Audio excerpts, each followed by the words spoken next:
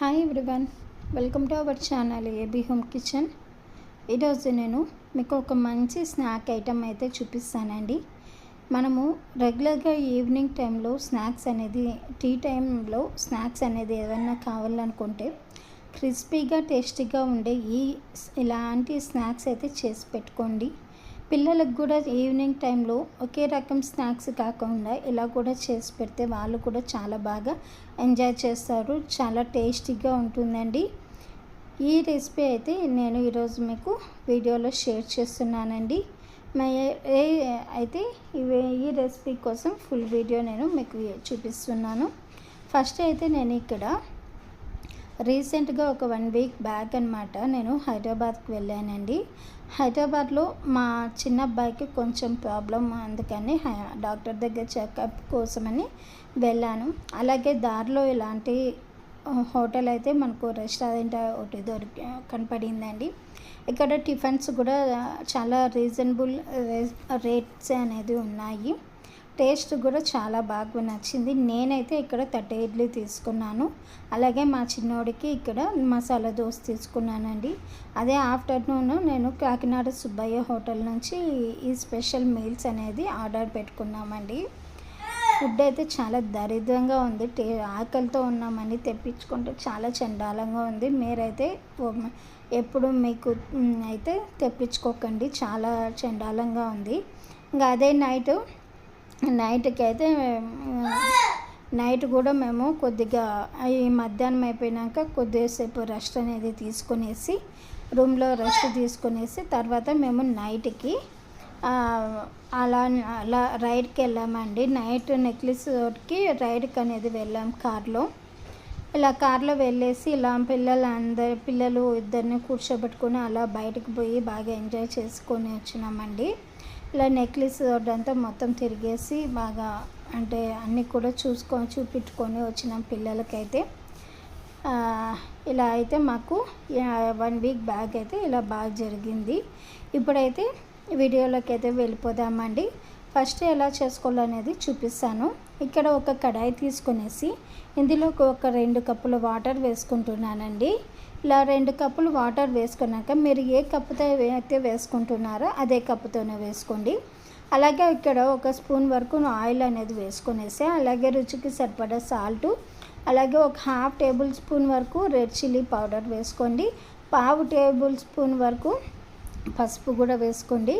అలాగే ఒక 1/2 table spoon వచ్చి జీలకర్ర వేసుకొని ఒక 1/2 టేబుల్ స్పూను తెల్ల నువ్వులు ఉంటాయి కదండి, అవి వేసుకోండి. 1 స్పూన్ నుంచి 2 స్పూన్ల వరకు వేసుకోండి.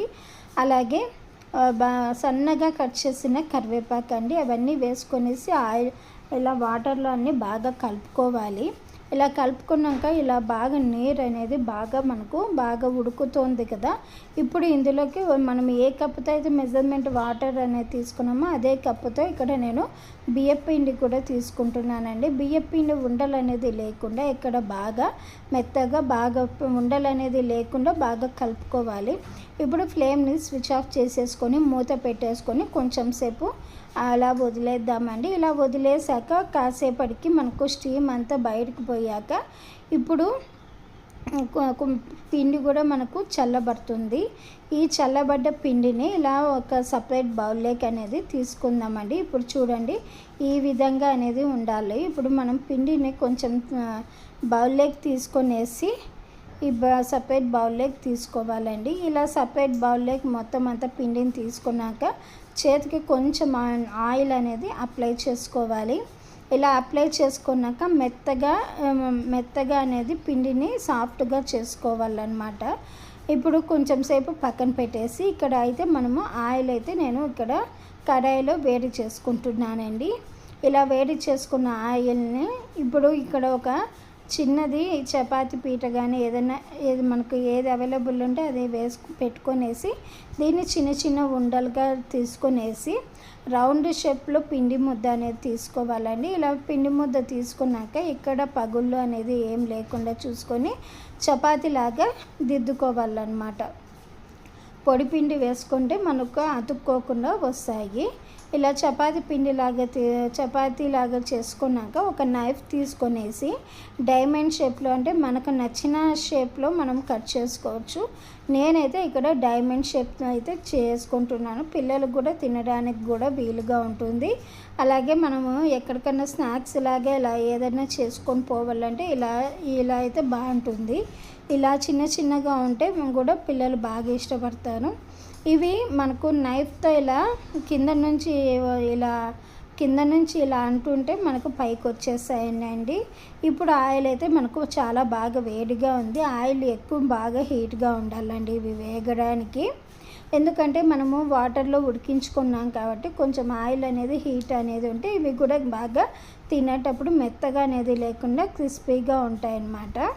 ఇలా ఆయిల్ బాగా వేడెక్కాక ఇలా అతుక్కోకుండా ఇలా స్పూన్తో గెంటతో ఇలా అనుకుంటూ ఉండాలి మధ్యలో. ఇప్పుడైతే మనకు మంచి కలర్ అయితే వచ్చేసింది. క్రిస్పీగా కూడా వచ్చినాక మనము ఇవన్నీ మంచి గోల్డెన్ కలర్ వచ్చినాక ఇలా బయటకు తీసేసుకోవాలన్నమాట. ఇలానే మొత్తం పిండితో అన్నీ కూడా ఎంత పిండి ఉంటే అంత పిండితో కూడా ఇవన్నీ కూడా ఇలా చేసేసుకోవాలి.